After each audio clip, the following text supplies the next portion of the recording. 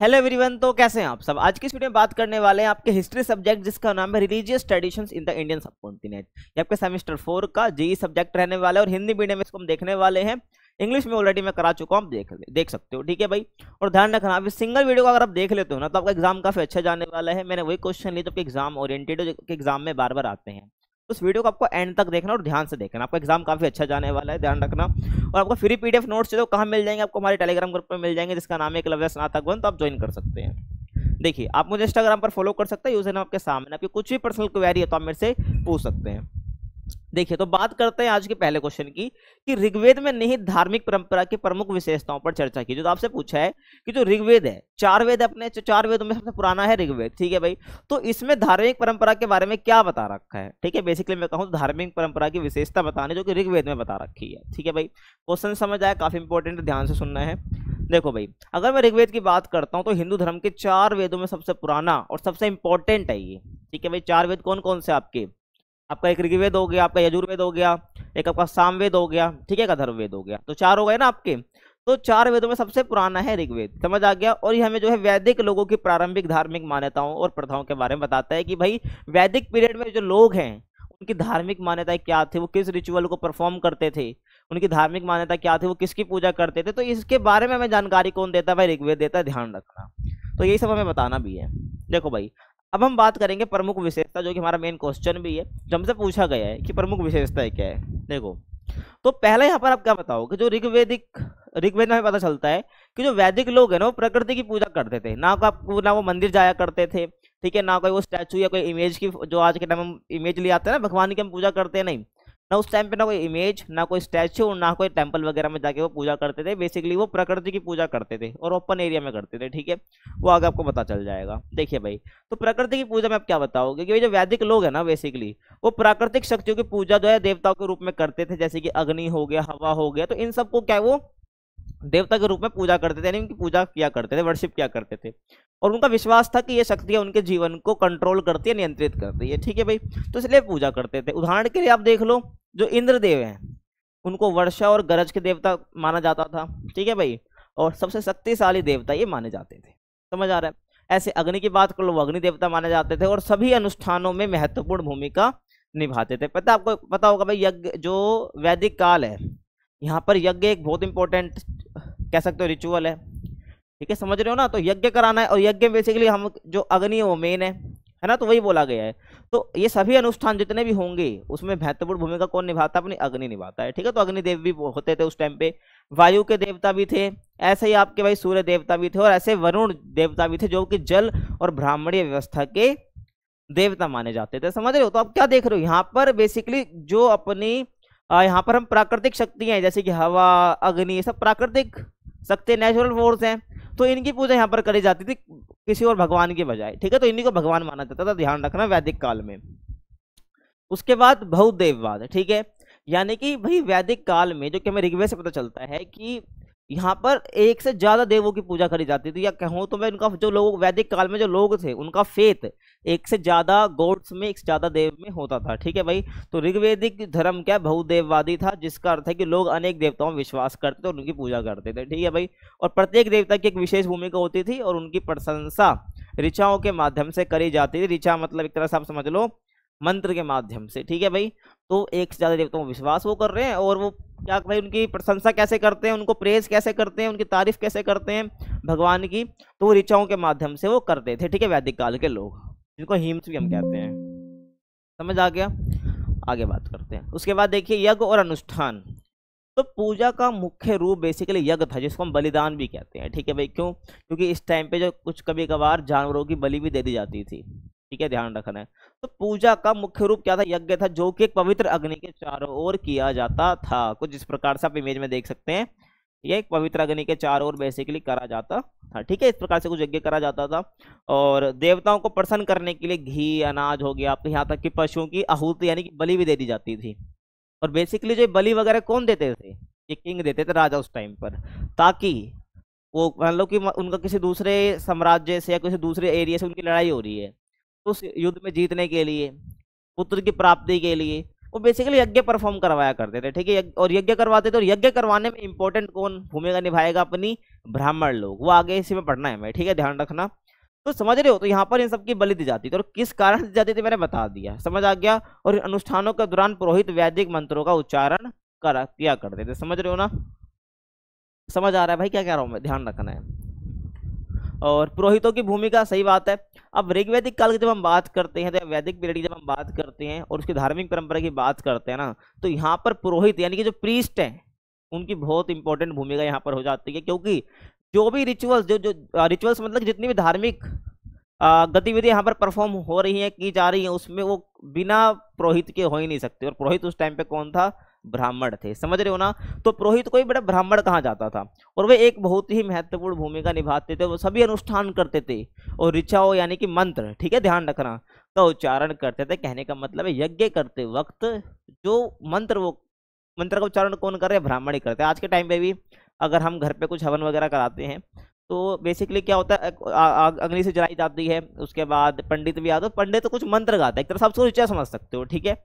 तो यही है भाई, सभी अनुष्ठान परफॉर्म करा करते थे, वह ऋचाओं को उच्चारण भी क्या करते थे, समझ आ गया। और ऋग्वेद का ज्ञान जो है मौखिक रूप से उन्हीं के माध्यम से पीढ़ी दर पीढ़ी बढ़ाया गया है, ठीक है, ध्यान रखना। जो ऋग्वेद का ज्ञान है ये बाकी पीढ़ियों तक कैसे पहुंचा, मौखिक रूप से बोलकर पहुंचा दूसरी पीढ़ियों में, ठीक है, ध्यान रखना है।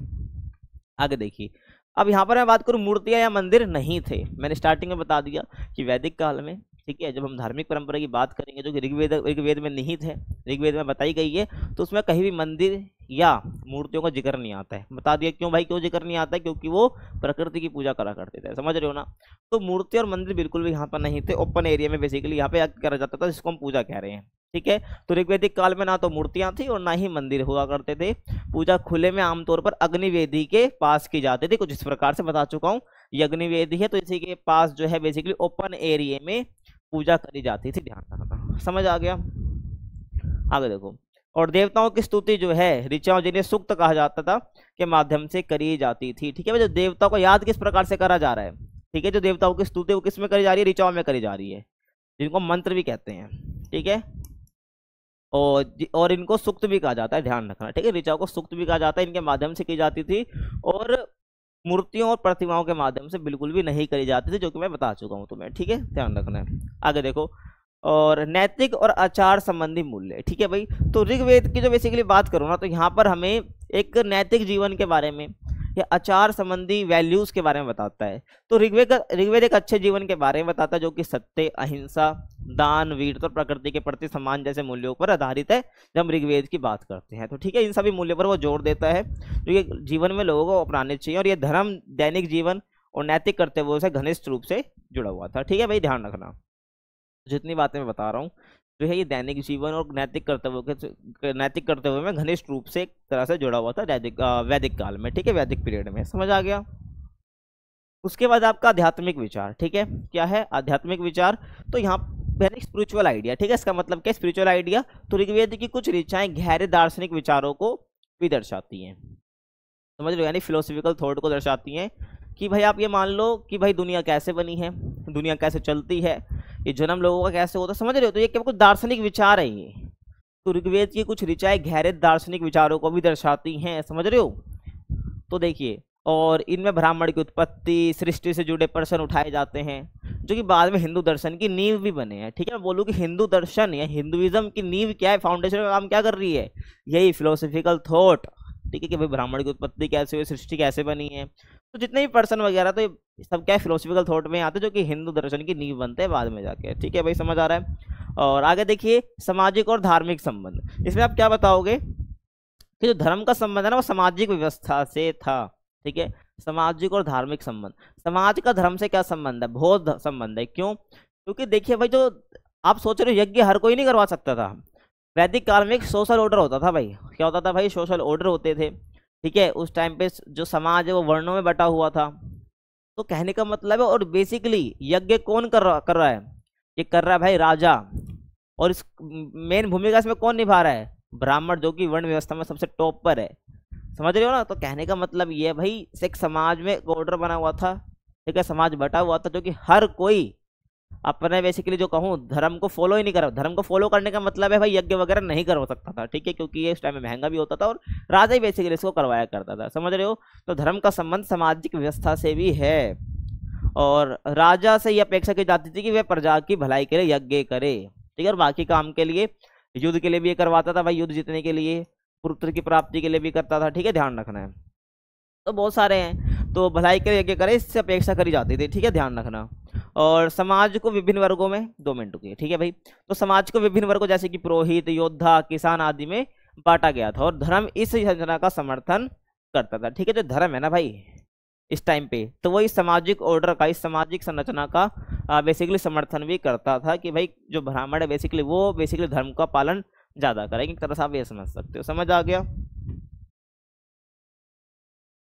अब अगले क्वेश्चन की हम बात करें, भारत में बौद्ध धर्म की उत्पत्ति और विकास को आप किस प्रकार संदर्भित करते हो। आपसे ये पूछा है कि भाई जो बौद्ध धर्म है उसके ओरिजिन के बारे में आपको बताना है और उसके डेवलपमेंट के बारे में आपको बताना है। किसके अंदर, भारत के अंदर बेसिकली बात करूं तो भारत के अंदर ओरिजिन और इसका डेवलपमेंट, समझ रहे हो। तो मैं सीधी कहूँ ना तो आपको जो पता है ना भाई बौद्ध धर्म के बारे में, वो क्वेश्चन वही लिखना है। अभी कैसे लिखना है, जन्म के बारे में और कैसे कैसे विकास हुआ है, समझ रहे हो ना। तो लिखोगे कैसे, सब कुछ बताना है। इंट्रोडक्शन लिखते हैं एग्जाम में पहले, देन हम बारी बारी जो है हमसे क्वेश्चन पूछता है उसको लिखते हैं, ठीक है। तो देखिए भाई, तो बौद्ध धर्म की जो शुरुआत है ना भारत में लगभग 6ठी शताब्दी से हुई है। क्या, 6ठी शताब्दी ईसा पूर्व में हुई है। उस समय जब लोग वैदिक धर्म से असंतुष्ट थे, ठीक है भाई। अभी पीछे हमने वैदिक धर्म के बारे में पढ़ा है। तो वैदिक धर्म आपको पता है सामाजिक व्यवस्था से जुड़ा हुआ है, ब्राह्मण और जो राजा वगैरह उन्हीं की ज्यादा भूमिका है बेसिकली, ठीक है। और जो लोग है वो वैदिक धर्म से काफी असंतुष्ट है, अनसेटिस्फाइड है। तो इस तरफ क्या होता है कि भाई जो अपना बौद्ध धर्म है ना वो इस टाइम पे काफी ग्रो करता है। कैसे करके ग्रो भाई, क्योंकि जो लोग हैं, ठीक है, जो पीपल है ना भाई वो बौद्ध धर्म को अपनाने लग गए थे, ठीक है, बौद्ध धर्म को वो अपनाने लग गए थे, ठीक है, ध्यान रखना। तो कहीं ना कहीं यहीं से जो है बौद्ध धर्म जो है भारत में विकसित होने लग जाता है ज्यादा, समझ आ गया। तो आपको ध्यान रखना 6ठी शताब्दी ईसा पूर्व के आसपास जो है बेसिकली बौद्ध धर्म की शुरुआत होती है।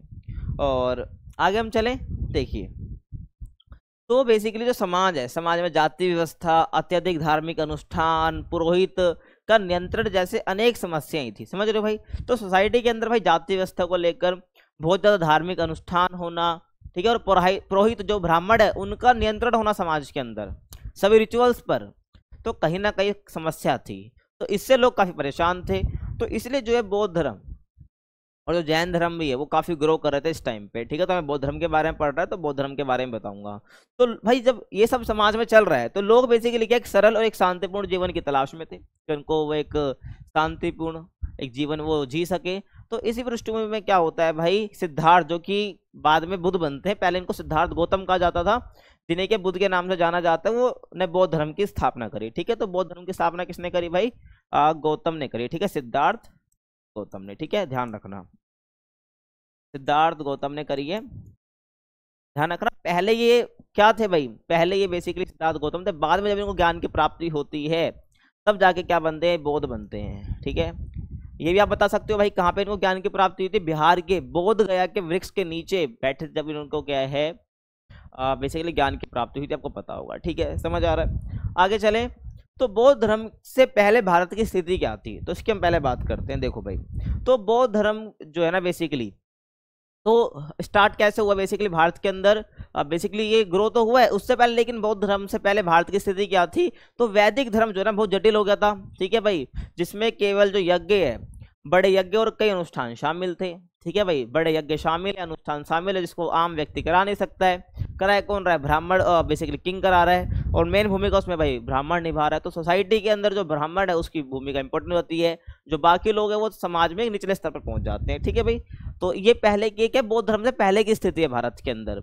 और ब्राह्मण जो है ना, ब्राह्मणों के पास समाज में अत्यधिक शक्ति थी, पावर थी, जस्ट बिकॉज ऑफ जितने भी रिचुअल्स हैं वो इसको परफॉर्म करा करते थे, ठीक है। जितने भी धार्मिक प्रथाएं हैं कह लो आप, उसको कौन करवा रहा है, यही आपके ब्राह्मण ही करवा रहे हैं, ठीक है, ध्यान रखना, यही क्या पुरोहित करवा रहे हैं।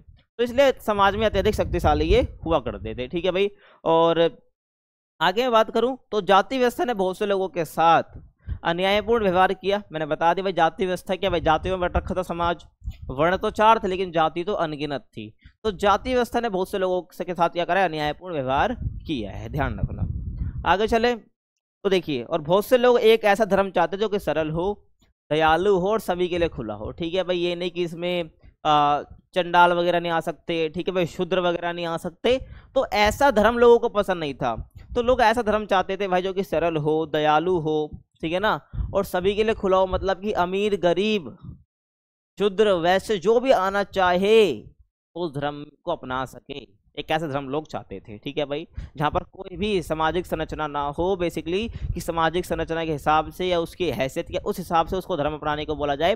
तो ऐसा वो लोग नहीं चाहते थे, ऐसा धर्म चाहते थे कि सरल हो, सबके लिए ओपन हो, सबके लिए। मैं सबका मतलब है A to Z, कोई भी जाति कास्ट जेंडर के हिसाब से कोई भी डिस्क्रिमिनेशन नहीं, समझ रहे हो ना। तो लोग ऐसा धर्म चाहते थे बस। तो बौद्ध धर्म क्या था, बौद्ध धर्म के अंदर सारी खूबियां थी। बौद्ध धर्म भाई कोई भी आप कुछ कहीं से भी हो, कुछ फर्क नहीं पड़ता, समझ रहे हो ना, आप बौद्ध धर्म को अपना सकते थे। यहाँ पर बेसिकली गौतम बुद्ध या कह लो बौद्ध धर्म में ये बातें मेन थी, ठीक है, जो लोगों को आकर्षित कर रही थी। आगे चलें, अब बुद्ध का जीवन और उपदेश। तो यहाँ पर हम बुद्ध के जीवन के बारे में जानेंगे और उनके उपदेश के बारे में हम जानेंगे, यानी कि उन्होंने क्या टीचिंग्स अपनी दी है।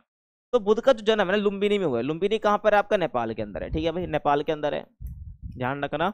तो बुद्ध का जन्म जो है लुम्बिनी में एक राजकुमार के रूप में हुआ था, ठीक है, लेकिन उन्होंने जीवन और दुख के सत्य की खोज के लिए अपना महल छोड़ दिया। आपको पता होगा इनकी स्टोरी कि भाई बचपन में एक ज्योतिषी ने इनके लिए भविष्यवाणी कर दी थी, क्या, कि अगर इनको हल्की सी भी दुख की प्राप्ति होगी ना भाई गौतम बुद्ध को, ये सिद्धार्थ गौतम को, तो ये क्या बन जाएंगे भाई, ये अपना सब कुछ छोड़ के एक सन्यासी की जिंदगी बिताने लग जाएंगे। ऐसा भविष्यवाणी कर दी थी पहले ही जब ये पैदा हुए थे। तो ऐसे में जो इनके फादर थे, ठीक है भाई, तो जो कि शाक्य कबीले के सरदार थे, आपको पता होगा, ठीक है भाई। तो बेसिकली क्या, उनके फादर इनको महल की 4 दीवारों में सारी सुख सुविधाओं में बड़ा किया, ठीक है भाई।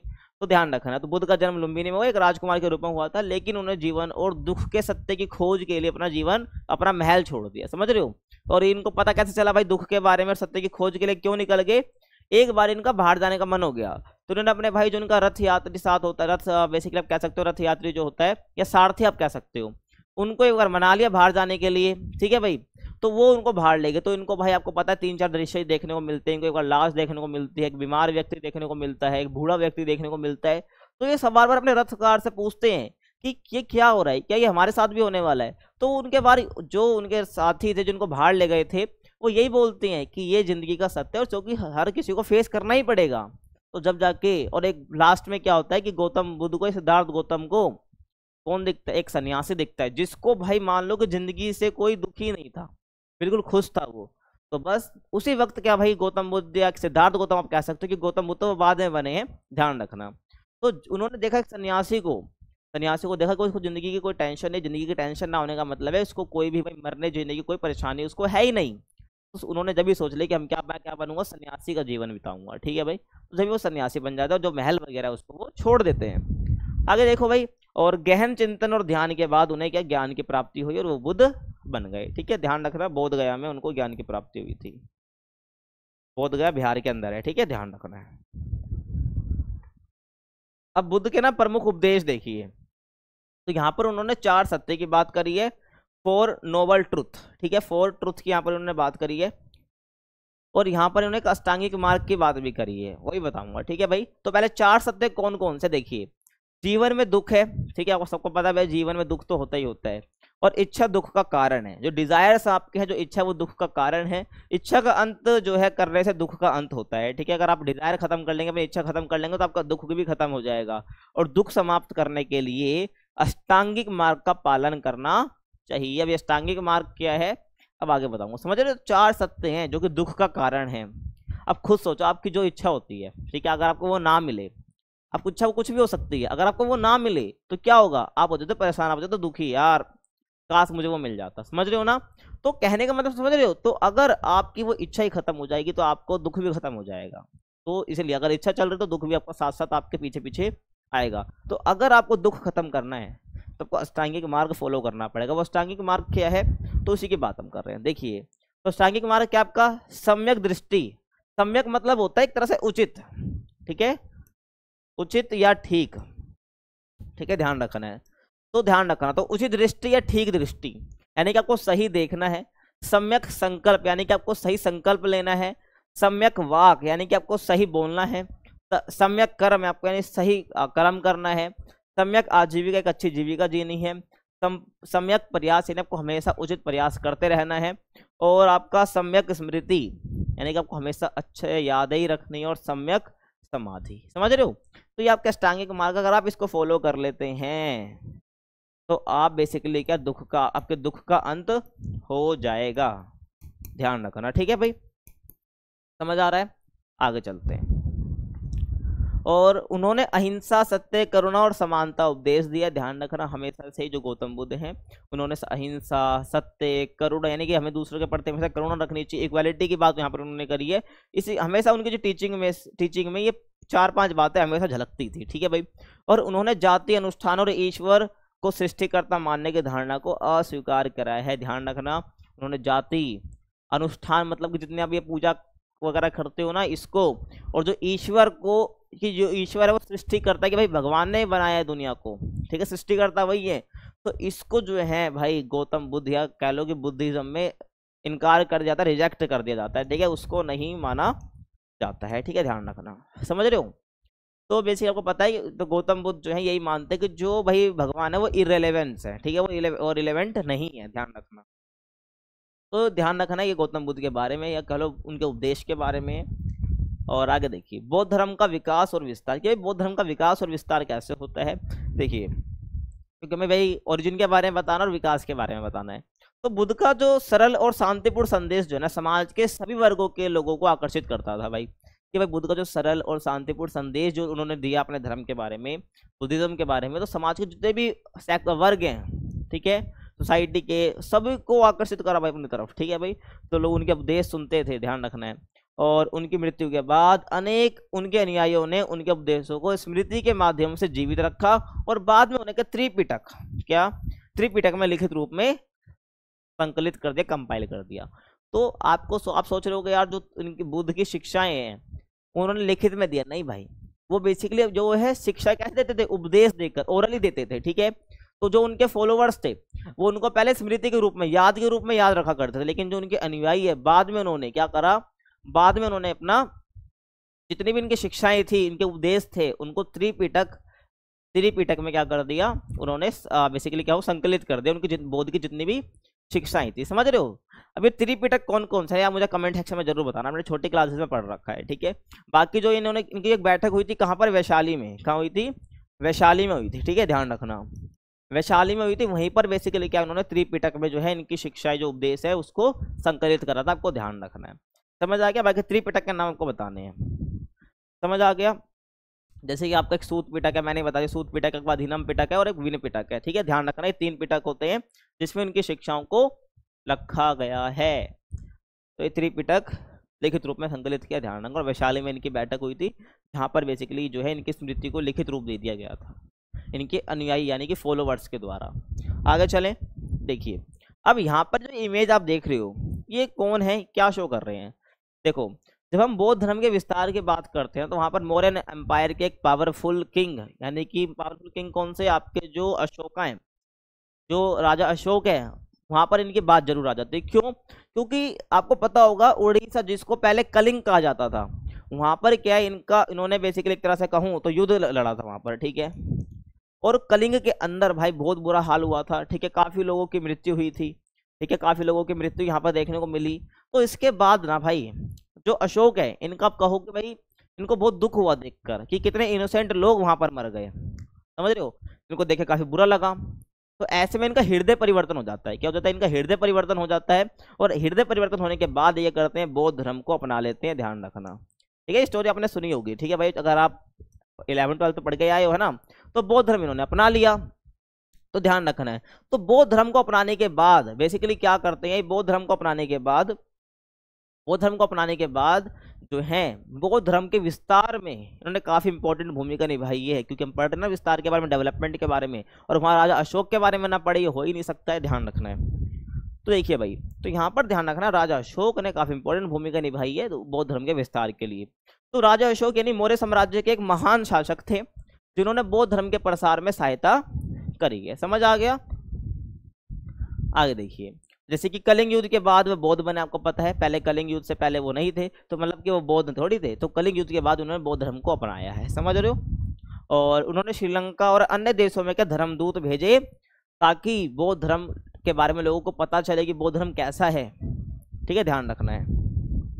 आगे देखिए, और अशोक ने स्तूप स्तंभ बनवाए और बौद्ध भिक्षुओं का समर्थन भी करा। ठीक है भाई, आपको पता होगा, आपने जो स्तूप आप देखते हो अपने आसपास, तो स्तूप किसने बनवाए हैं? बेसिकली राजा अशोक ने बनवाया है। ठीक है, ध्यान रखना। होता क्या था भाई, जब गौतम बुद्ध है, जब उनकी डेथ हो जाती है, उनकी मृत्यु हो जाती है, तो उनकी रिमेन्स है, जो उनके अवशेष है, उनको जिस जिस जगह पे गाड़ा, तो उसी के ऊपर स्तूप वहां पर गौतम बुद्ध के लिए बेसिकली मैं कहूँ तो अशोक ने बनवाए थे, और उनके भिक्षुओं का समर्थन भी करा था। समझ आ गया। और बौद्ध धर्म में परिवर्तन और संप्रदाय। ठीक है भाई, आप बात करेंगे भाई, बौद्ध धर्म में परिवर्तन भी आया और संप्रदायों में बट गया। ठीक है, डिफरेंट सेक्शन में कहूँ तो बौद्ध धर्म यहाँ पर बट गया। ठीक है, बेसिकली 3 भागों में बट गया था। देखिए, तो समय के साथ जो है बेसिकली आपका बौद्ध धर्म कई संप्रदायों में, शाखाओं में, ब्रांचेज में बट गया। तो पहला है आपका थेरवाद। क्या है आपका? थेरवाद, जिसको हम हीनयान भी कहते हैं। ठीक है, 12th में अपने पढ़ा हीनयान महायान, आपको याद होगा है ना। तो थेरवाद यानी कि हीनयान इसको हम कहते हैं। तो यहाँ पर जो हीनयान कहूँ तो बौद्ध धर्म का एक ब्रांच है। तो यहाँ पर ये कहते हैं भाई व्यक्तिगत प्रयास और साधारण जीवन पर केंद्रित है। यानी मैं बोलूँ तो बौद्ध धर्म का जो हीनयान वाला ब्रांच है वो कहता है कि व्यक्तिगत प्रयास बहुत जरूरी है और साधारण जीवन ही जीना चाहिए। समझ रहे हो। और महायान की बात करूं, दूसरों की सहायता करने और बोधसितो, ठीक है, की पूजा करने पर केंद्रित ही होता है। ठीक है, ध्यान रखना।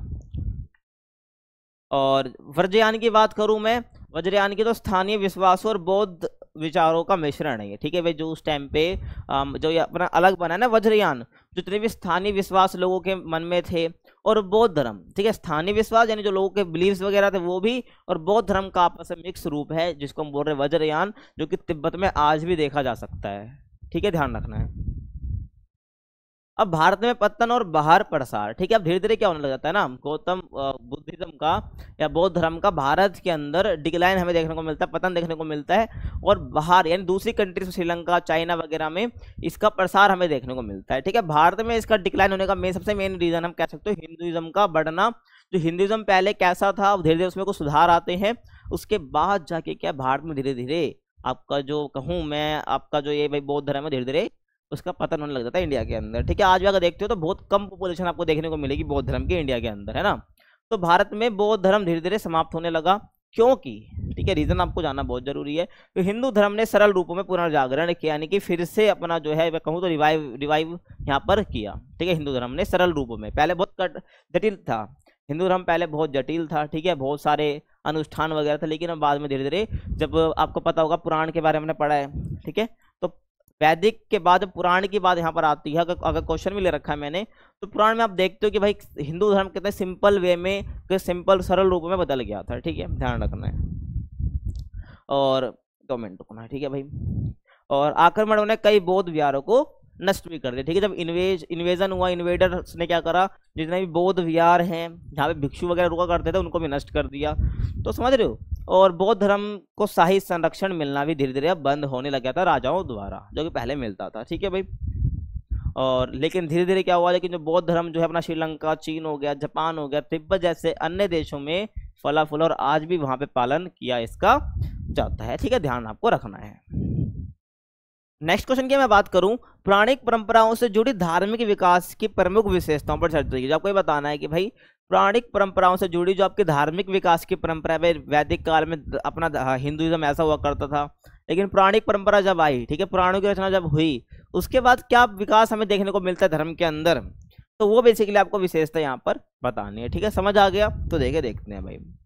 तो अगर मैं बात करता हूँ यहाँ पर पुराणों की, ठीक है भाई, तो पौराणिक परंपरा है ना, वैदिक काल के बाद हिंदू धर्म के विकास का एक महत्वपूर्ण हिस्सा है।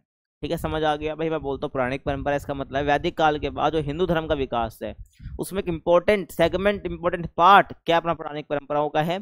इनमें कथाएं हैं, विश्वास है और प्रथाएं शामिल है। ठीक है, बोलते पौराणिक परंपरा या पुराण के अंदर बेसिकली कथाएं, विश्वास और प्रथाएं शामिल है, और जो कि हमें पुराणों में देखने को मिलते हैं, जो कि प्राचीन हिंदू ग्रंथ है। ठीक है भाई, जो कि 3वीं से 10वीं शताब्दी ईस्वी के बीच लिखे गए थे। ठीक है, बात करो पुराणों की, तो पुराण जो अपना 3वीं से 10वीं है। ठीक है, थर्ड टू आपका 10th सेंचुरी। ठीक है, ध्यान रखना है।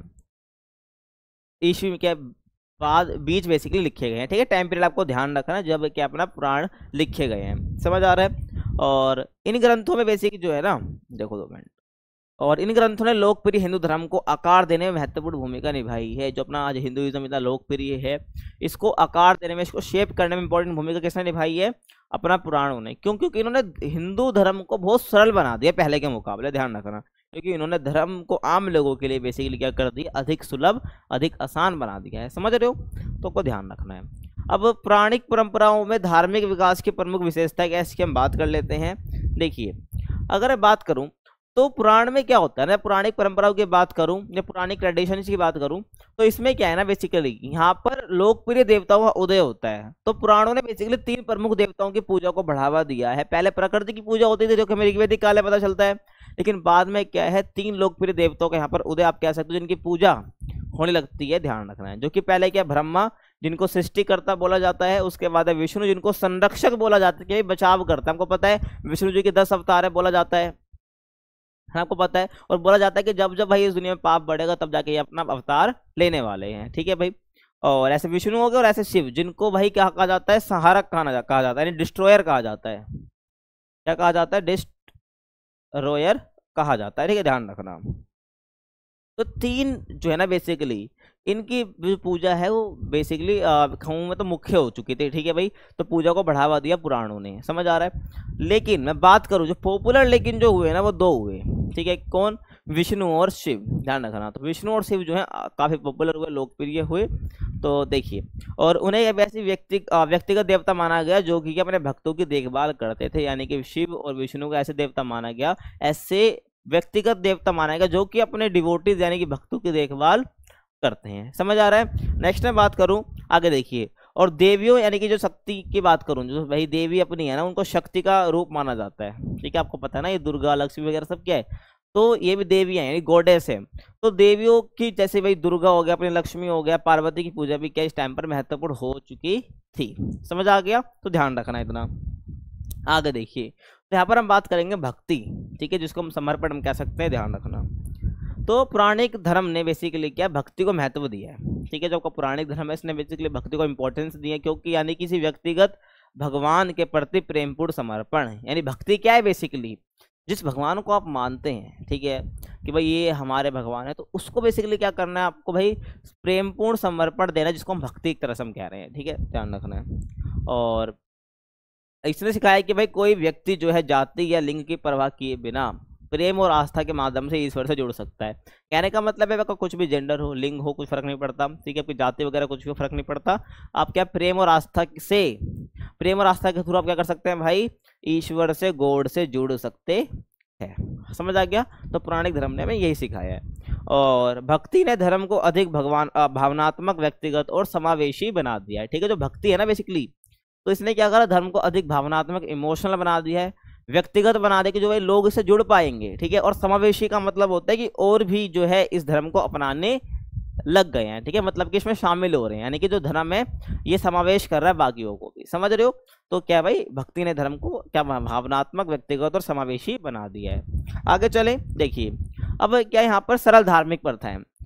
ऋग्वेदिक काल या कह लो भाई वैदिक पीरियड के मुकाबले अगर मैं कंपैरिजन करता हूं, तो यहाँ पर क्या सरल धार्मिक प्रथा हमें देखने को मिलती है वैदिक काल के मुकाबले।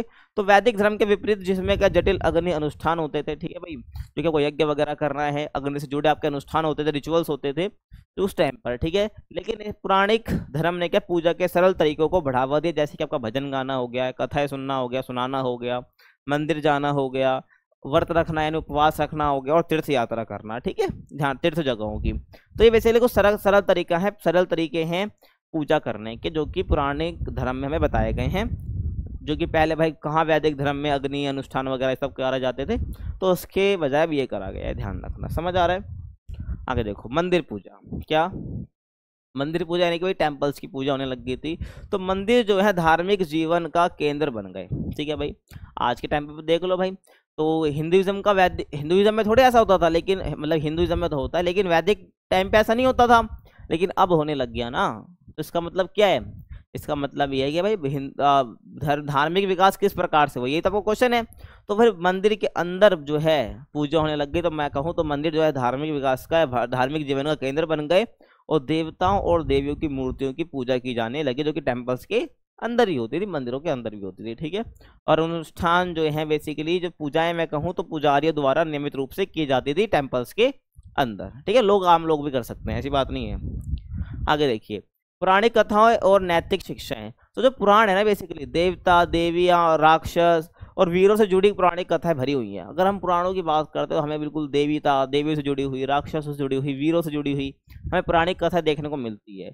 और इन कहानियों में ना हमें कहीं ना कहीं नैतिक शिक्षा दी गई है, मोरल वैल्यूज दी गई जो कि हमें अपने जीवन में अपनानी चाहिए, ठीक है भाई। और भक्ति को प्रेरित किया है इन्होंने, ठीक है। और धार्मिक विश्वासों को सरल तरीके से समझाया है कि भाई धार्मिक विश्वास होते क्या है, ध्यान रखना, समझ आ गया। उसके बाद हिंदू संप्रदाय का विकास।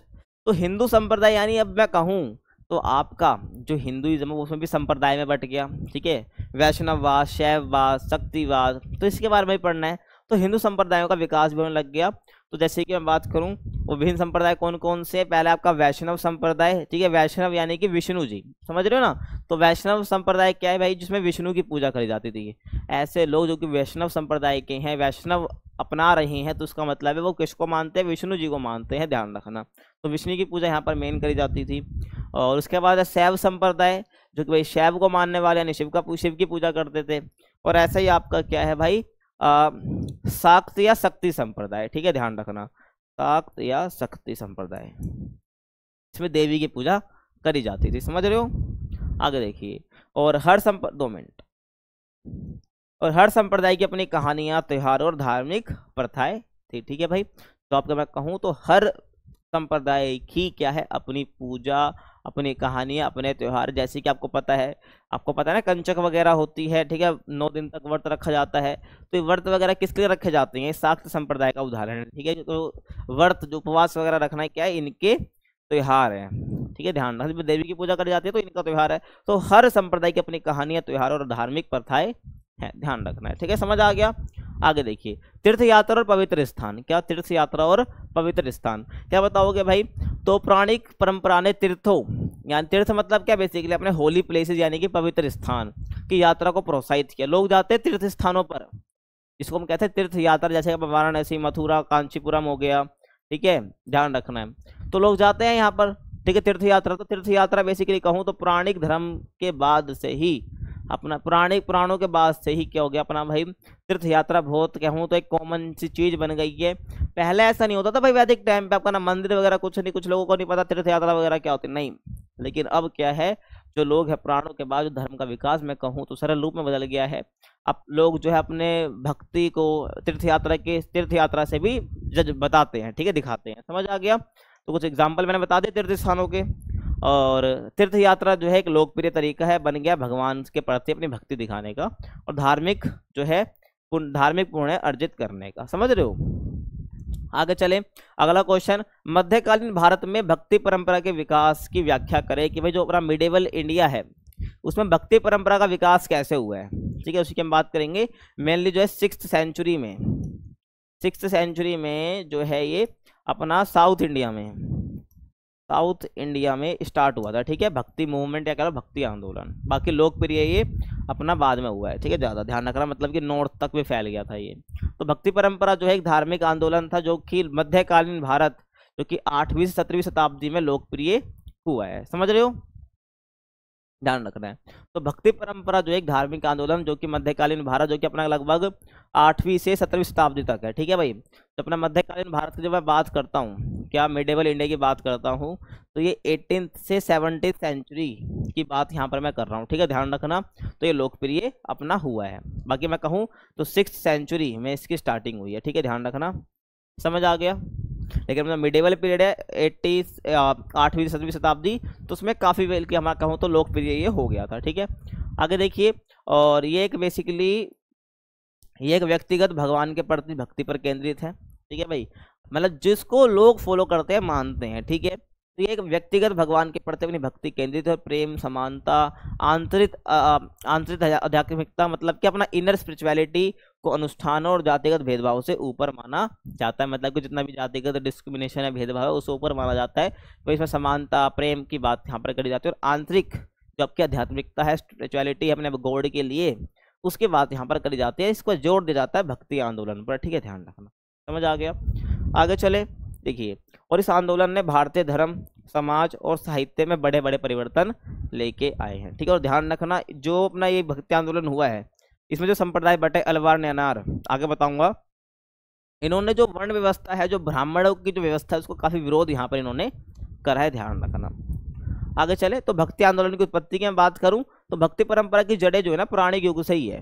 ठीक है, पौराणिक युग में ही देखे जा सकते हैं, लेकिन ये मध्यकाल में एक मजबूत सामाजिक और आध्यात्मिक आंदोलन ही बन गया। मैं कहूँ ना, भक्ति आंदोलन चल रहा है अपना पहले से ही, पौराणिक युग में इसकी जड़ें देखी जा सकती है, लेकिन मैं कहूँ एक मजबूत आंदोलन इसमें लोग जुड़ने लग गए, ठीक है, फैलने लग गया, तो अपना बाद में ही बना, मध्यकाल में ही बना है। ठीक है, सामाजिक और आध्यात्मिक आंदोलन ये बन गया। ठीक है भाई, ध्यान रखना। और ये दक्षिण भारत में शुरू हुआ था विष्णु के भक्त अलवार और शिव के नैनार के साथ। ठीक है भाई, ध्यान रखना। तो यहाँ पर बेसिकली दो अपने क्या है, बेसिकली मैं कहूँ तो अपने यहाँ पर संप्रदाय बटे। दक्षिण भारत में इसकी स्टार्टिंग होती है तो विष्णु के भक्त, ठीक है, जिसको हम क्या बोल रहे हैं, अलवार बोल रहे हैं, और शिव के भक्त जिनको हम नैनार बोल रहे हैं। कैसे कंफ्यूज मत हो जाना, कैसे याद रखोगे, विष्णु देखो, ठीक है ना, तो विष्णु में वाह आ रहा है ना, तो ऐसे अलवार में भी वाह आ रहा है। ठीक है, बीच में तो ऐसे ध्यान रखना, विष्णु यानी कि अलवार, ठीक है, बाकी शिव के नैनार है। ठीक है, ध्यान रखना। तो उसके साथ ही 6th सेंचुरी यानी कि 6ठी शताब्दी से 9वीं शताब्दी के बीच यहाँ पर इसकी शुरुआत हुई है, समझ आ रहा है। और तमिल में क्या है, उनके गीतों ने ईश्वर के प्रति गहरे प्रेम को व्यक्त किया है। तो तमिल में भाई जो ये भक्ति आंदोलन हुआ, तो जो अलवार नैनार है, तमिल में इनके जो गीत होते थे, इसने क्या ईश्वर के प्रति गहरे प्रेम को व्यक्त करा है और जाति तथा कर्मकांड आधारित प्रथाओं को अस्वीकार करा। यहाँ पर जितने भी जाति कर्मकांड आधारित जितने भी प्रथाएं थी जो कि ब्राह्मणी व्यवस्था ने चला रखी थी, उस सबको इन्होंने रिजेक्ट करा है, अस्वीकार यहाँ पर इन्होंने करा है। समझ आ गया। अब देखो धीरे धीरे क्या होता है ना, अभी तक ये तमिल में गीत वगैरह लिख रहे हैं, तो ये ना भक्ति आंदोलन साउथ तक था, लेकिन बाद में जब किया भाई बाकी जो बेसिक में कहूँ तो रीजनल लैंग्वेज जो है, लोकल लैंग्वेजेस में भी जो गीत गाए जाने लग गए, समझ रहे हो। तो इससे क्या हुआ, जो ये अपना भक्ति आंदोलन है ये साउथ तक सीमित ना रह के नॉर्थ तक भी फैल गया, तो उसी की हम बात करेंगे। और उत्तर भारत में किस प्रकार से प्रसार हुआ है, तो 12th से 15th यानी कि 12वीं से 15वीं शताब्दियों तक जो है आपका भक्ति आंदोलन उत्तर भारत में फैल गया, और यह इस्लामी सूफी परंपराओं से प्रभावित था। ठीक है, आपको पता है भाई सूफी परंपरा भी इस्लाम से ही अलग हो गया, एक सूफी परंपरा स्टार्ट हुई थी, तो इस्लामी जो सूफी परंपराओं से प्रभावित था। ठीक है, ध्यान रखना। कौन, अपना जो है अपना जो भाई भक्ति आंदोलन है, ठीक है, ध्यान रखना, जो कि ईश्वर के प्रति प्रेम और समानता पर भी जोर देता था। कहने का मतलब है जो उत्तर भारत में प्रसार हुआ है ना इसका, तो कहीं ना कहीं सूफी परंपराओं से प्रभावित है, जो कि बिल्कुल सेम जैसे भक्ति आंदोलन में होता ना, समानता पर जोर देना, ईश्वर के प्रति प्रेम की बात करना, सेम जो है सूफी परंपरा में भी यही होता था। समझ आ गया। तो उत्तर भारत में भी इसका प्रसार हो गया, क्योंकि लोग उत्तर भारत में सूफी परंपरा तो था ही बेसिकली, ठीक है, लगभग, तो लोग क्या इसको अपनाने लग गए थे उत्तर भारत में भी, ठीक है, शामिल होने लग गए थे। और संतों ने हिंदी, मराठी, बंगाली आदि जैसी स्थानीय भाषाओं में भी उपदेश देना शुरू कर दी, जिससे जो धर्म है वो आम लोगों के लिए अधिक सुलभ हो गया। ठीक है भाई, ध्यान रखना है। ये भक्ति आंदोलन जब चला तो ये आम लोगों के लिए भी क्या हो गया, ये भाई ये अपना बेसिक में कहूँ तो कॉमन हो गया, समझ रहे हो धर्म। क्योंकि यहाँ पर पहले ही तमिल में देते थे तो साउथ के लोग ही जुड़ पाते थे भाई नैनार अलवर से, लेकिन भाई बाद में हिंदी, मराठी, बंगाली सब जैसे स्थानीय भाषाओं में ये उपदेश देना शुरू किया, जैसे धर्म जो है आम लोगों के लिए भी क्या अधिक सुलभ हो गया और लोग शामिल होने लग गए, समझ रहे हो। तो भक्ति का विकास कैसे हो इसके बारे में आपको बताना है। भक्ति परंपरा की मुख्य विशेषता क्या है, इसकी हम बात करते हैं। ठीक है, जो भक्ति परंपरा चली, भक्ति ट्रेडिशन अपना जो चला, इसकी मुख्य विशेषता, पहला, व्यक्तिगत भगवान के प्रति भक्ति, जिसको आप फॉलो करते हो, जिसको आप मानते हो, उसकी भक्ति आपको करनी है। यानी भक्ति संतों ने राम, कृष्ण, शिव, देवी जैसे जो देवता हैं इनकी प्रेम और समर्पण के साथ पूजा की। ठीक है, तो इसको हम बोलते हैं व्यक्तिगत भगवान के प्रति भक्ति, समझ रहे हो। और आगे बात करूँ समानता की बात यहाँ पर ये करते हैं। भक्ति परंपरा की मुख्य विशेषताओं में समानता की बात जरूर आएगी, क्योंकि भक्ति आंदोलन ने जाति, लिंग और धार्मिक भेदभाव को नकारा है, रिजेक्ट करा है और समानता पर जोर दिया है। ठीक है, और आगे मैं बात करूँ स्थानीय भाषा का प्रयोग, तो संतों ने आम लोगों तक पहुंचने के लिए स्थानीय भाषाओं का प्रयोग करा है और जितने भी भजन कविता है उसको रचे हैं। ठीक है, ध्यान रखना है। आगे चले भाई, सरल पूजा, यानी कि वैदिक काल की तरह बहुत कठिन यज्ञ वगैरह कराना नहीं, सरल पूजा है। जटिल अनुष्ठानों या पुरोहितों की सहायता की कोई आवश्यकता नहीं है, मतलब कि कोई भी बीच वाले बंदे की जरूरत नहीं है या कोई भी तीसरे बंदे की जरूरत नहीं है तुम्हें भगवान से जोड़ने के लिए, यहाँ पर इसकी बात यहाँ पर करी गई है। बस तुम्हें क्या करना है, प्रेम और भक्ति होनी चाहिए तुम्हारे अंदर, यानी फेथ होना चाहिए और लव होना चाहिए और डिवोशन होना चाहिए अपने गॉड के लिए, तो ऑटोमेटिकली तुम भगवान से कनेक्ट कर जाओगे। ठीक है भाई, तो जटिल अनुष्ठानों या पुरोहितों की सहायता कोई आवश्यकता नहीं है, बल्कि प्रेम और भक्ति पर्याप्त है, माने गए हैं, यानी कि गॉड से जुड़ने के लिए, समझ रहे हो। तो सरल पूजा पर जोड़ दिया गया है। और व्यक्तिगत अनुभव, तो भक्ति ने भाई पुस्तकीय ज्ञान से अधिक भगवान के साथ व्यक्तिगत संबंध पर जोर दिया है कि भाई व्यक्तिगत संबंध बनाओ किससे, भगवान से, गॉड से। ठीक है भाई।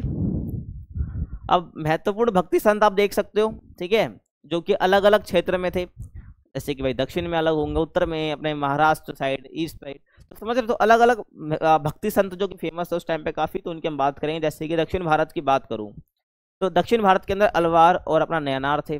ठीक है, ये संतों के मैं कहूँ तो संप्रदाय हैं ये। तलवार संत, नैनार संत हुआ करते थे। और इनके विश्वास और शिक्षाएं क्या थी, स्थानीय भाषाओं में विष्णु और अपना शिव की यहाँ भक्ति किया करते थे। ठीक है, ध्यान रखना। तो यहाँ पर हम क्या करेंगे, इन संतों के विश्वास और इनकी शिक्षाओं की बात हम कर रहे होंगे। ऐसे महाराष्ट्र में बात करूँ तो महाराष्ट्र में जो संत थे बेसिकली मैं कहूँ तो फेमस इंपॉर्टेंट थे, संत तुकाराम थे और नामदेव थे। इनका क्या विश्वास है, इनकी शिक्षाएं क्या थी, विट्ठल के प्रति भक्ति। ठीक है, आपने विट्ठल मंदिर के बारे में सुना भी होगा, तो विट्ठल के प्रति भक्ति, प्रेम और समानता का महत्व देना। ऐसे नॉर्थ इंडिया की बात कर लो, यानी कि उत्तर भारत में कबीर, तुलसीदास, मीराबाई कुछ संत थे। ठीक है, बेसिकली ईश्वर एक है, इस पर जोर देते थे। और ऐसे जाति से ऊपर होकर यहाँ पर ये बात करते थे कि भाई जाति को तुम्हें बीच में लाना ही नहीं है, और यहाँ पर क्या भक्ति ही सच्चा क्या है, मार्ग है भगवान से जुड़ने का, यहाँ पर ये बात करते हैं। ऐसे पूर्वी भारत की बात करो तो यहाँ पर चैतन्य महाप्रभु थे, और यहाँ पर ये कहते हैं भाई प्रेम और नृत्य के साथ ठीक है कृष्ण की भक्ति करी जा सकती है। ऐसे ही आपका भाई पंजाब है, तो पंजाब में गुरु नानक एक भक्ति संत थे, जो कि भाई सिख धर्म के संस्थापक माने जाते हैं और एक ईश्वर और समानता पर विश्वास ये करते थे। तो मैंने क्या बताया, क्षेत्र बताया, इनके महत्वपूर्ण संत के नाम बताए, और क्या ये विश्वास रखते थे कि उनके क्या बिलीव्स थे, क्या उनकी मान्यताएं हैं, क्या उनकी टीचिंग्स है, इसकी मैंने बात करी है। ठीक है, ध्यान रखना है, तो सबके बारे में आपको एग्जाम में लिख के आना है। अब भाई जो भक्ति आंदोलन चल रहा है, इसका सामाजिक प्रभाव हमें क्या देखने को मिलता है, इसकी हम बात करेंगे। देखो, तो इससे क्या है ना, बेसिकली इसने निम्न जातियों और महिलाओं को आवाज दी, जिन्हें क्या पारंपरिक धर्म से अक्सर बाहर रखा जाता था। भाई सी बात है, भक्ति आंदोलन ने कहूँ क्या बेसिकली मेन सोशल इम्पैक्ट डाला। वैदिक धर्म में ब्राह्मणी व्यवस्था में वही वुमेन्स को, ठीक है, निम्न जातियां जो हैं, वुमेन को जो निचली जातियां हैं उनको काफी दूर रखा हर चीज से। ठीक है, तो इसीलिए भाई जो अपना ये वैदिक कह रहा हूँ, अपना जो ये भक्ति आंदोलन है, यहाँ पर जो निम्न जाति, लोअर कास्ट, अपनी जो महिलाएं हैं उनको आवाज दी, उनको वॉइस दी। ठीक है भाई, और उन्हें क्या पारंपरिक धर्म से अक्सर बाहर रखा जाता था, तो उनको शामिल करा गया, तो उनके लिए कहीं ना कहीं तो वॉइस उठाई इनके लिए भक्ति आंदोलन के अंदर। ठीक है, ध्यान रखना है। ठीक है भाई, समझ आ गया, आगे देखो। और इसने हिंदू और मुस्लिमों के बीच एकता को प्रोत्साहित किया है, जो कि समान भक्ति के माध्यम से जुड़ते थे। ठीक है भाई, ध्यान रखना है। और इसने जो है भाई क्षेत्रीय साहित्य और संगीत के विकास में भी मदद की, जैसे कि भजन और कीर्तन। समझ रहे हो भाई, तो क्षेत्रीय साहित्य जो है, संगीत के विकास में भी काफी जोड़ दी है किसने भाई, अपने भक्ति आंदोलन ने। समझ आ गया।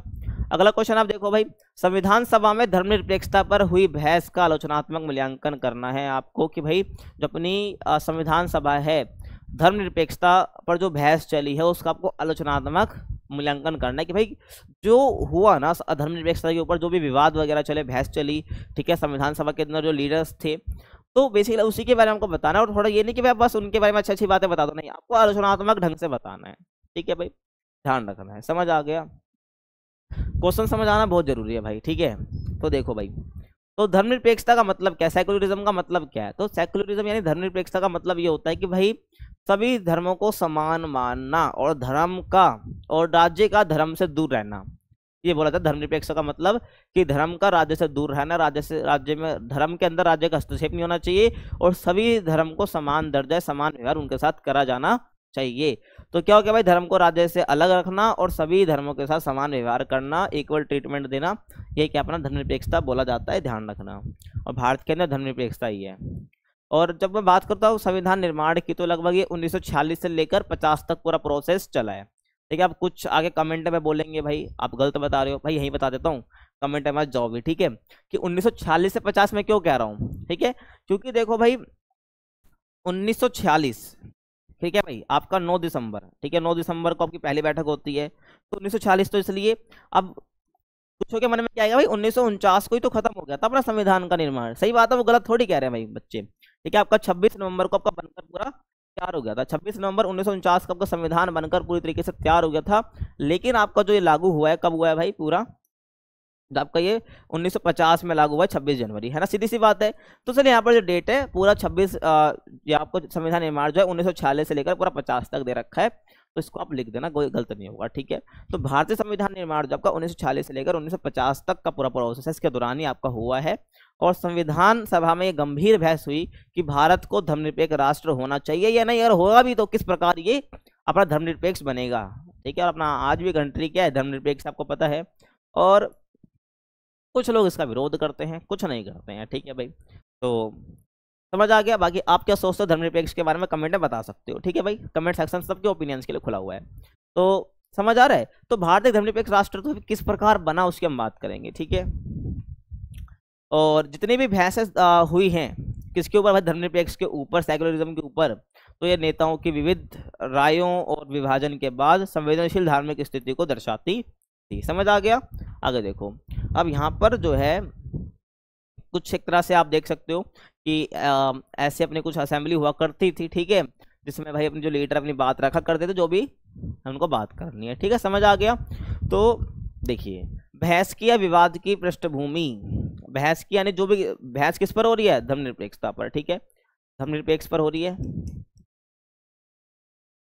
तो धर्मनिरपेक्ष पर जो भाई बहस हो रही है, इसकी पृष्ठभूमि क्या, इसका बैकग्राउंड क्या है, इसकी हमें बात करनी है, ठीक है, ध्यान रखना है। देखो, तो भारत को धर्म के आधार पर विभाजन आपको पता हुआ था, इसलिए भाई जो कंट्री को धर्मनिरपेक्ष से सेकुलरिज्म बनाना चाह रहे थे। आपको पता है अपने इंडिया का जो पार्टीशन हुआ था, जो पाकिस्तान आज हमें दिख रहा है, ठीक है, हाँ, जिससे भी हमारा कुछ सिस्टम अभी चल रहा था, है ना। तो अपना जो पाकिस्तान ये अलग हुआ है ना, अपना पाकिस्तान जो अलग हुआ है, ये समझ रहे हो ना, तो धर्म के आधार पर हुआ था। मोहम्मद अली जिन्ना ने एक बात करी थी भाई, आपको पता है, द्विराष्ट्र सिद्धांत दिया गया, जिसमें कहा गया था कि हिंदुस्तान दो कौमों का देश है, एक हिंदू और मुसलमान, तो मुसलमानों के लिए अलग से पाकिस्तान बनाया जाएगा।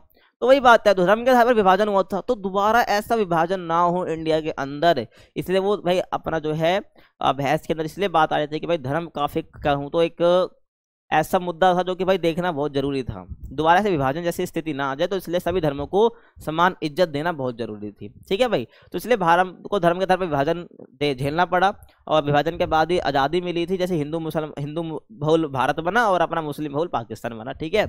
और आगे देखिए, और ये देश बेसिकली सांप्रदायिक हिंसा हो रही थी, ठीक है भाई, देश के अंदर, कंट्री के अंदर सांप्रदायिक हिंसा ने धर्म के आधार पर लड़ाई हो रही थी, और धार्मिक पहचान एक बहुत ही भावनात्मक और राजनीतिक मुद्दा बन गई थी उस टाइम पे, ठीक है। लोग बोलते हैं कि भाई पर्सनल मुद्दा है, क्यों इतना इंटरफेरेंस हो रही है, उस टाइम पर भाई धर्म से ही विभाजन हुआ, तो ध्यान रखना है ना।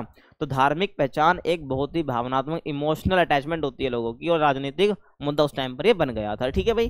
तो ऐसे में से बहस करना तो भाई जरूरी था ही, और संविधान सभा को तय करना था कि भाई धर्म का लोकतांत्रिक भारत में राज्य का क्या संबंध होना चाहिए। कहने का मतलब है डेमोक्रेसी कंट्री में या डेमोक्रेटिक इंडिया के अंदर राज्य का धर्म के साथ क्या रिलेशन होगा, ये तो इनको डिसाइड करना था। किसी धर्म को सहायता देनी है या नहीं देनी है, या सभी धर्मों को बराबर मानना, तो इसके ऊपर बहस इनकी चली थी, ठीक है। देखिए, तो धर्मनिरपेक्षता के समर्थन में क्या क्या बातें करी गई, विरोध भी हुआ था, ठीक है। तो जवाहरलाल नेहरू जो और डॉक्टर बी.आर. अम्बेडकर और आपका सरदार पटेल, ठीक है, जैसे नेताओं ने धर्मनिरपेक्षता का समर्थन यहाँ पर इन्होंने कराया कि भाई हमें धर्मनिरपेक्षता अपनानी चाहिए, ताकि हमें फिर से विभाजन जैसी स्थिति देखने ना मिले। और उनका मानना था कि भाई राज्य को किसी भी धर्म को ना तो बढ़ावा देना चाहिए और ना ही उसे हस्तक्षेप करना चाहिए, सभी धर्मों को बराबर देखना चाहिए, ठीक है, इनका मानना था, समझ रहे हो। और आगे देखिए, और ये चाहते थे कि भाई सभी नागरिकों को, चाहे उनका धर्म कुछ भी हो, हमें फर्क नहीं पड़ता, समान अधिकार और सुरक्षा मिले, ठीक है भाई, कि भाई समान उनको इक्वल राइट्स और इनको इक्वल सिक्योरिटी दी जाए बिना उनके धर्म को जाने, ठीक है भाई। उनका कुछ भी धर्म हो, उनका पर्सनल मैटर है, ठीक है, सबको बराबर व्यवहार देना है, ठीक है, धर्म से रिलेटेड, समझ रहे हो ना। और नेहरू जी ने कहा कि भाई धर्म एक व्यक्तिगत विषय है, एक पर्सनल कहूँ तो सब्जेक्ट है, और इसे सरकार के कानूनों को प्रभावित नहीं करना चाहिए, ठीक है भाई। जो जितने भी लॉज वगैरह हैं सरकार के, वो प्रभावित ना हो धर्म से, ठीक है। इसलिए वो चाहते थे कि धर्म एक व्यक्तिगत विषय, तो इसको व्यक्तिगत ही रहने देते हैं और धर्मनिरपेक्षता अपनाते हैं, समझ रहे हो। लेकिन विरोध और कुछ चिंताएं भी उत्पन्न होने लग गई, कुछ विरोध और चिंताएं भी उत्पन्न होने लग गई, क्या कि कुछ सदस्य विशेष रूप से अल्पसंख्यक समुदायों से डरते थे कि भाई धर्मनिरपेक्षता जो कि सेकुलरिज्म का अर्थ कई धार्मिक अधिकारों की अनदेखी भी हो सकता है, ठीक है। ये कहते थे भाई, अपनी आवाज उठाते थे माइनॉरिटीज कम्युनिटी से कि भाई धर्मनिरपेक्षता जो है ना, कहीं ना कहीं हमारी जो धार्मिक अधिकार हैं उसकी अनदेखी भी हो सकती है। ये यहाँ पर सब सर्व धर्मों को बराबर माना जा रहा है, कहीं हमारे धर्म को, हमारे जो अधिकार है उसको कहीं छोड़ तो नहीं दिया जाएगा पीछे, हमें हमारे जो अधिकार है उसको कहीं छीन तो नहीं लिया जाएगा हमसे। तो ऐसी ऐसी बातें यहाँ पर ये निकल के आ रही थी, ठीक है भाई, ध्यान रखना। और कुछ लोगों का मानना था कि भाई भारत की संस्कृति धार्मिक है और राज्य को सभी धर्मों का सम्मान करना चाहिए, ये बिल्कुल मेन कंसर्न था, ठीक है, ध्यान रखना है, ना कि उससे दूरी बनानी चाहिए, ठीक है। क्यों यहाँ पर, क्योंकि भाई धर्मनिरपेक्षता का मतलब तो यही होता है कि राज्य को धर्म से दूर रखना है, ठीक है, जैसे कि वेस्टर्न में होता है, वेस्टर्न कंट्री जितनी भी यूरोपियन कंट्री है, अगर वहां पर क्या है धर्मनिरपेक्षता का मतलब कि भाई राज्य का धर्म से 100 दूर का रास्ता है, सभी जितने भी धर्म वहां पर है, बेसिकली इतना डाइवर्स कंट्री नहीं है यूरोप की जितने भी कंट्री ना इंडिया है। लेकिन इंडिया में जो धर्मनिरपेक्षता किस प्रकार की है कि भाई राज्य का यानी कि उसकी कंट्री का कुछ मतलब नहीं, धर्म से लेना देना नहीं है। लेकिन इंडिया के अंदर जो धर्मनिरपेक्ष है वो कैसा पता है कि मान लो कि किसी धार्मिक प्रथा, कोई किसी भी धर्म के अंदर कुछ धार्मिक प्रथा ऐसी है जो कि सही नहीं है, तो उसमें उसमें जो है राज्य इंटरफेयर कर सकता है, ध्यान रखना, राज्य मतलब कंट्री सही है। और तो यही बोला कि ना कि उनसे दूरी बनानी चाहिए। तो कुछ लोगों ने यहाँ पर संविधान सभा के अंदर बहस करी कि भाई क्योंकि धर्मनिरपेक्षता तुम अपना रहे हो तो राज्य दूर रहेगा धर्म से, तो यहाँ पर यही बोला कि सभी धर्मों को सम्मान तो करना चाहिए, जो कि कर भी रहे हैं धर्मनिरपेक्षता के अंदर, और उनसे दूरी नहीं बनानी चाहिए, ठीक है। तो इसलिए भारत का जो धर्मनिरपेक्ष है वो यूरोप के धर्मनिरपेक्ष थोड़ा अलग है, ध्यान रखना। और इस बात पर ही बहस हुई कि क्या धर्मनिरपेक्ष शब्द को सीधे संविधान में लिखा जाना चाहिए या नहीं। और फन फैक्ट क्या है भाई, संविधान के अंदर अपना जो धर्मनिरपेक्ष शब्द है उसको ऐड नहीं करा गया था, ठीक है। जब संविधान अपना बना था वो बाद में करा गया है, वो कब करा गया क्या बताऊंगा, ठीक है आपको। तो अंतिम निष्कर्ष देखिए, तो धर्मनिरपेक्ष शब्द जो है ना भाई को मूल संविधान में शामिल नहीं किया गया था, लेकिन इसकी जो भावना है वो स्पष्ट रूप से मौजूद थी। बोलोगे क्या, जब सेक्युलर वर्ड डाला ही नहीं गया तो भाई इसकी मूल भावना अपने संविधान में कैसे आएगी। अपना जो आर्टिकल है 25 से 28, ठीक है, 25 से 28 जो कि अपने मौलिक अधिकार के अंतर्गत आता है, जो हमें धार्मिक स्वतंत्रता देता है, तो उसमें क्या बोला गया भाई, तुम्हारा जो भी धर्म हो उसको तुम फॉलो कर सकते हो बिना कोई भेदभाव वगैरह, कुछ भी तुम्हें कुछ नहीं होगा, सारी सुरक्षा भी दी जाएगी, ठीक है भाई। तो देखो, और धर्मनिरपेक्ष भी तो यही कहता है सभी धर्मों को स्वतंत्रता है, तो बस धर्मनिरपेक्ष वर्ड ऐड नहीं करा गया, लेकिन जितनी भी धर्मनिरपेक्ष की बातें होती है या धर्मनिरपेक्ष का जो कंसेप्ट है वो बिल्कुल लागू था अपने संविधान के अंदर बिना सेकुलर वर्ड ऐड करे हुए, ठीक है। लेकिन बाद में इसको ऐड कर दिया जाता है 1976 के अंदर, ध्यान रखना। लेकिन तो पहले यहाँ पर देख लो, अनुच्छेद 25 से 28 ने जो है लोगों को धर्म की स्वतंत्रता, धार्मिक कार्यों को संचालित करने की स्वतंत्रता दे रखी है, और धार्मिक गतिविधियों पर जबरन कर लगाने से भी सुरक्षा प्रदान करे कि भाई कोई भी तुम्हारी धार्मिक गतिविधियों पर टैक्स नहीं लगा सकता, इससे भी सुरक्षा हमें दी है 25 से 28 का जो बना अनुच्छेद है आर्टिकल से, समझ रहे हो। तो यहाँ पर ये धर्मनिरपेक्ष की तो बात आ जाती है, ये अपने सेक्युलरिज्म की तो बात है, बिना वर्ड ऐड करे सेक्युलरिज्म की भावना अपने संविधान के अंदर थी, ठीक है, ध्यान रखना है। लेकिन बाद में ऐड कर दिया जाता है आपातकाल के टाइम पे, जो कि इंदिरा गांधी ने लगाया था, ठीक है।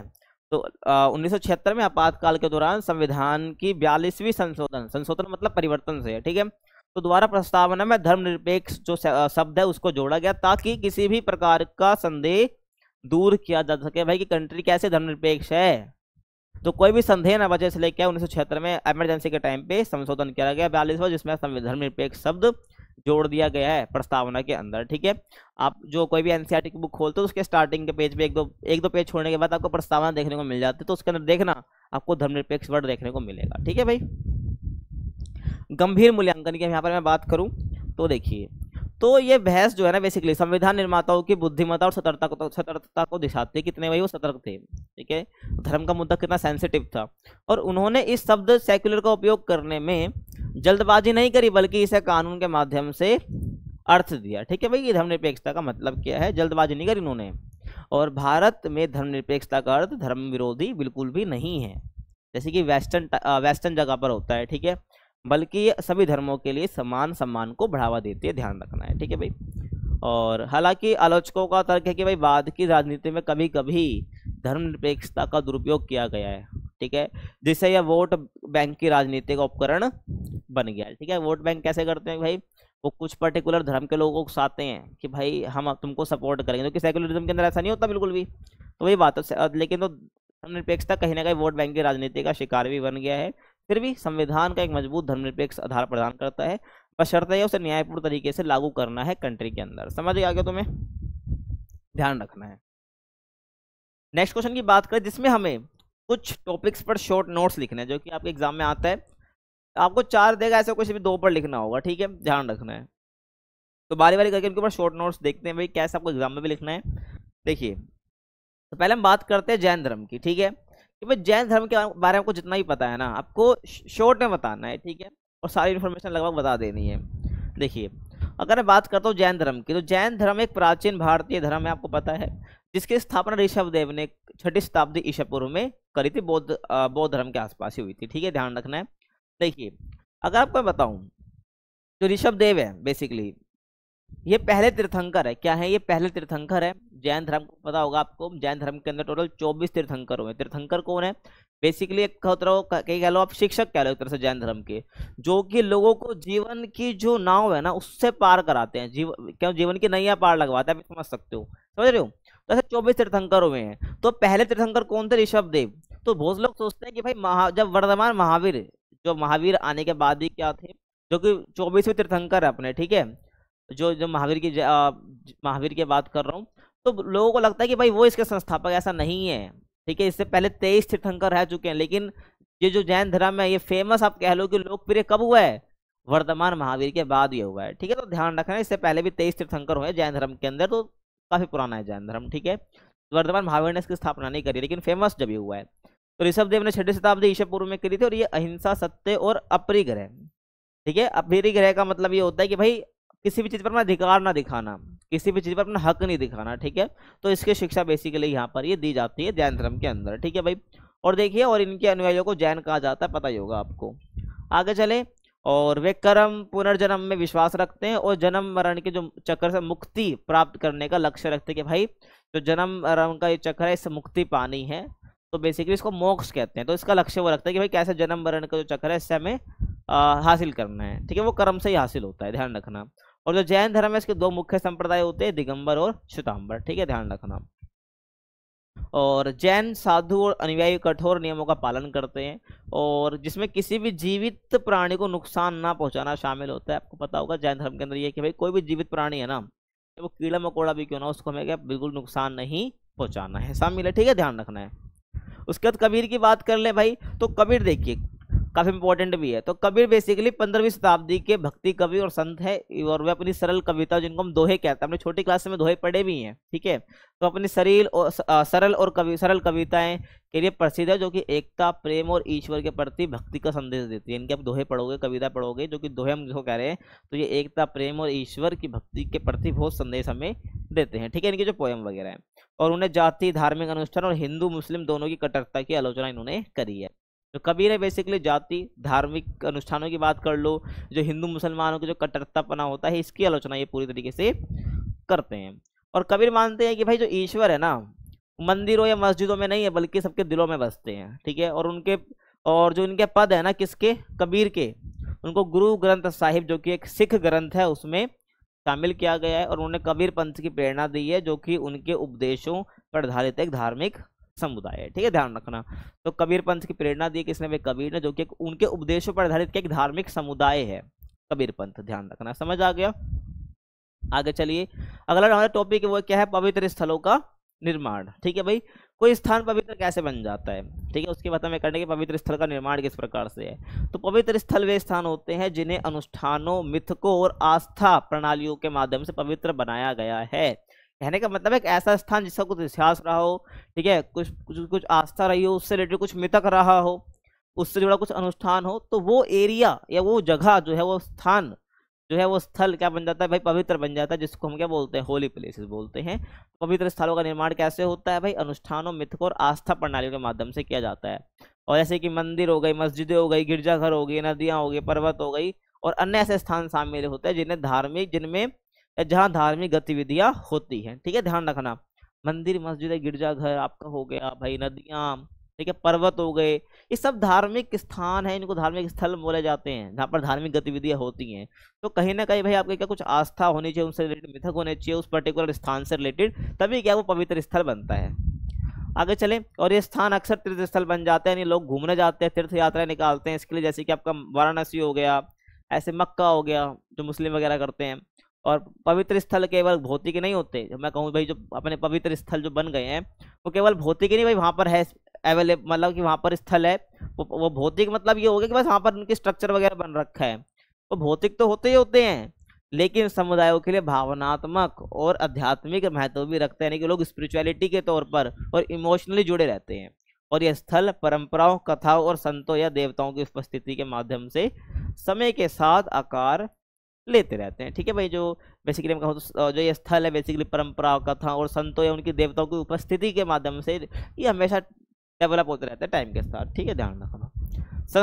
संस्कृतिकरण की बात करूं तो संस्कृतिकरण का मतलब देखो यहाँ पर क्या होता है कि भाई संस्कृतिकरण एक सामाजिक प्रक्रिया है, एक सोशल प्रोसेस है, जिसमें क्या होता है निम्न जातियां उच्च जातियों विशेषकर जो ब्राह्मणों की प्रथाएं है ना उसको अपनाकर जातिगत श्रेणी से ऊपर उठने की कोशिश करती हैं। समझ रहे हो, जो लोअर कास्ट है, ठीक है, संस्कृतिकरण क्या है, जो निम्न जाति है, लोअर कास्ट है, वो ऊंची जाति है, विशेषकर जो अपनी ब्राह्मण जाति है उनकी जो प्रथाएं होती है उसको अपनाकर जातिगत श्रेणी से ऊपर उठने को हम क्या कहते हैं, संस्कृतिकरण कहते हैं। ध्यान रखना है, समझ रहे हो।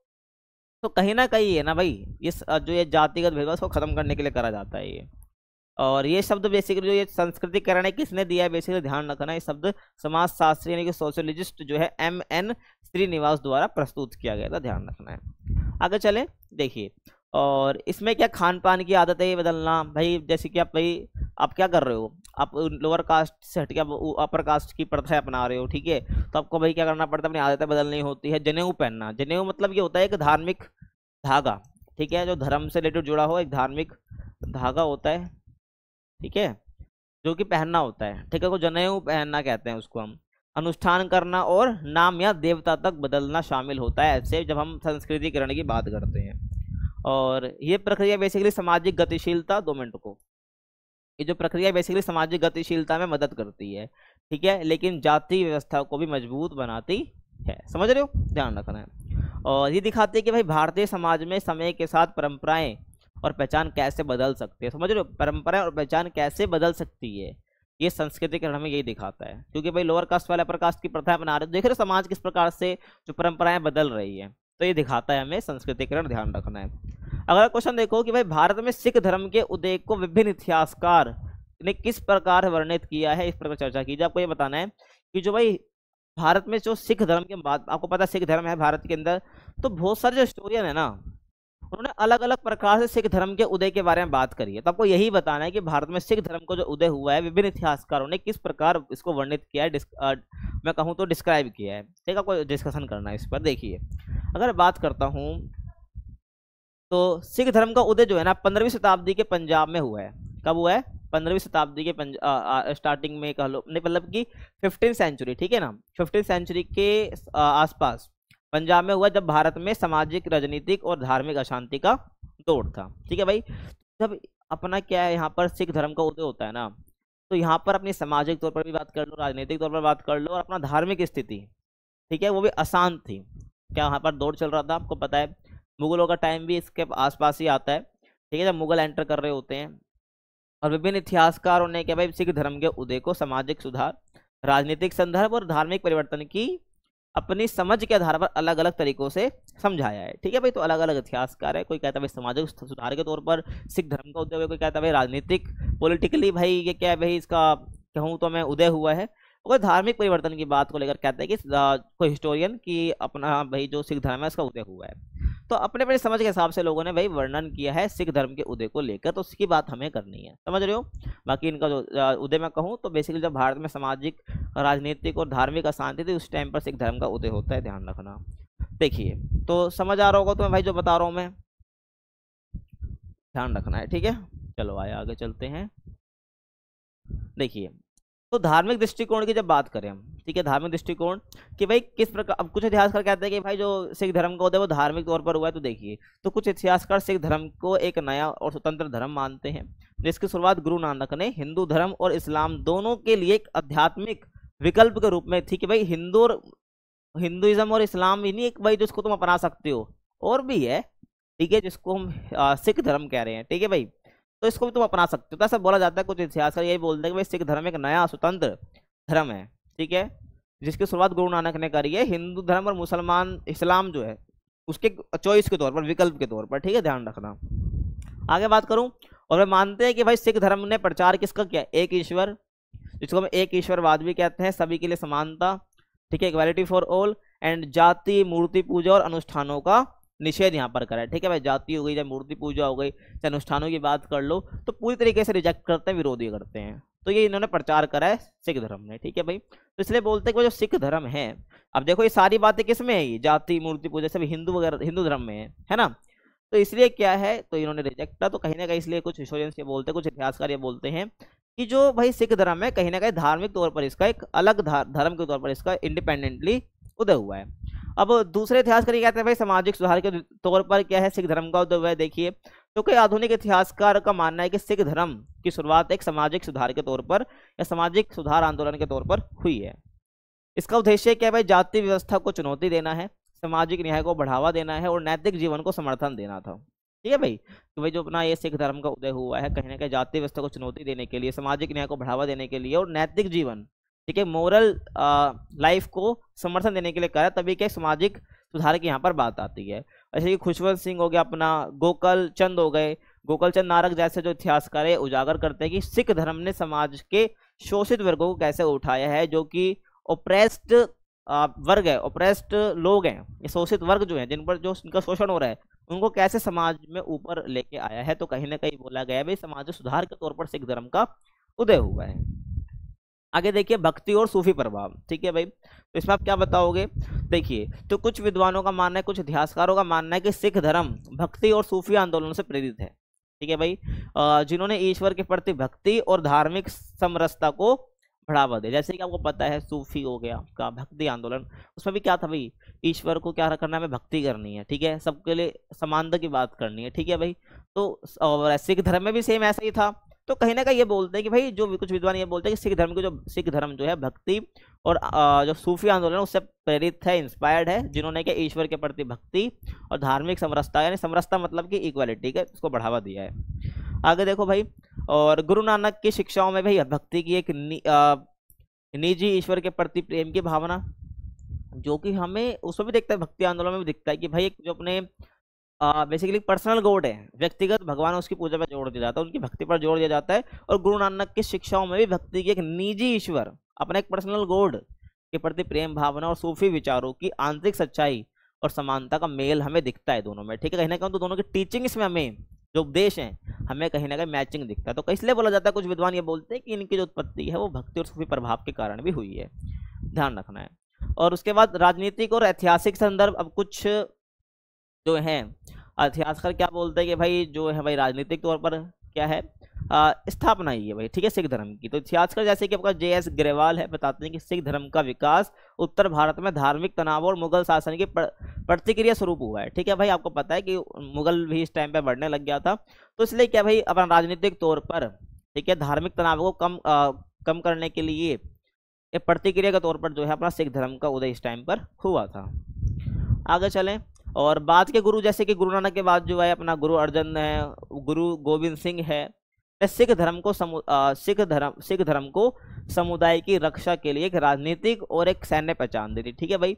तो इन्होंने क्या करा भाई, अपने सिख धर्म को समुदाय की रक्षा के लिए, ठीक है, अपना सिख समुदाय जो है उसकी रक्षा के लिए सिख धर्म को एक राजनीतिक और सैन्य पहचान दे दी। और 1699 में खालसा पंथ की स्थापना एक निर्णायक मोड़ मानी जाती है। इसलिए कुछ इतिहासकार बोलते हैं कि राजनीतिक और ऐतिहासिक तौर पर इसकी यहाँ पर निर्माण, यहाँ पर उदय हुआ है सिख का, ठीक है, सिख धर्म का, जिसने सिख धर्म को एक आध्यात्मिक और एक सामाजिक शक्ति बना दिया था इस टाइम पर। समझ आ रहा है। अब क्रिटिकल व्यूज क्या है इसके लिए, ठीक है भाई, मतलब क्रिटिकल व्यूज क्या है इस पर, सिख धर्म के उदय पर। तो देखिए भाई, कुछ ब्रिटिश उपनिवेशवादी इतिहासकार, ठीक है, क्या कहते हैं भाई सिख धर्म के बारे में, सिख धर्म को गलत तरीके से हिंदू और इस्लाम का मिश्रण बताया। उन्होंने बोला कि भाई सिख धर्म कुछ नया इंडिपेंडेंट कुछ नहीं है, ये सिख धर्म और हिंदू और मुसलमानों का मिश्रण है ये, ठीक है, ना कि एक स्वतंत्र धर्म है। और इस दृष्टिकोण को अब बिल्कुल तरीके से रिजेक्ट कर रखा है, ठीक है भाई। सबके तो लगभग मान भी ले जाते हैं, लेकिन जो ये ब्रिटिश उपनिवेशवादी इतिहासकार हैं, तो या अंग्रेज आप कह लो, इनके जो इतिहासकार हिस्टोरियंस है, इनके जो ये पॉइंट है ना भाई, इसको टोटली खारिज कर दिया जाता है, ठीक है, ध्यान रखना, रिजेक्ट है, कुछ नहीं, कोई नहीं मानता इनकी बातों को। और अन्य इतिहासकारों ने केवल सिख धर्म के सैन्य पक्ष को प्रमुखता दी है। देखा आपने, खालसा पंथ की स्थापना हुई, उसके बाद बेसिकली क्या उसके बाद बेसिकली समुदाय की सुरक्षा के बेसिस पर राजनीतिक और सैन्य पहचान मिल गई। तो इसीलिए जो ये इतिहासकार है ना, कुछ इतिहासकार, ब्रिटिश इतिहासकार यही बोलते हैं कि केवल सिख धर्म, मतलब इन्होंने क्या करा, सिख धर्म की केवल सैन्य ही पक्ष को दिखाया, जबकि इसके जो आध्यात्मिक शिक्षाएं हैं उसको पूरी तरीके से इग्नोर करा, नजरअंदाज करा। ध्यान रखना है आपको, ठीक है भाई। तो क्रिटिकल व्यूज बेसिकली किसने दिए, क्रिटिसिज्म किसने दिया सिख धर्म को, बेसिकली इतिहासकार, वो भी ब्रिटिश उपनिवेशवादी इतिहासकार थे, ठीक है, ध्यान रखना है। तो यहाँ पर जो आपका चैप्टर फिनिश होता है, आपको समझ, चैप्टर कह रहा हूँ आपको, जो वन शॉट वीडियो है, ठीक है, इस जो आपका सब्जेक्ट है पूरा हुआ, ठीक है, आपको समझ आ गया होगा। फिर भी कुछ डाउट है, वीडियो को फिर से देखिए, आपको पूरी तरीके से समझ आ जाएगा। बाकी इंग्लिश मीडियम के बच्चों तो आप वापस देखो भाई इंग्लिश मीडियम की वीडियो को, हिंदी को तो आपके लिए सेपरेट वीडियो बनी गई है। बाकी कैसे लगी कमेंट में फीडबैक जरूर देना। मिलते हैं आपसे किसी और सब्जेक्ट के साथ, तब तक के लिए कीप वॉचिंग।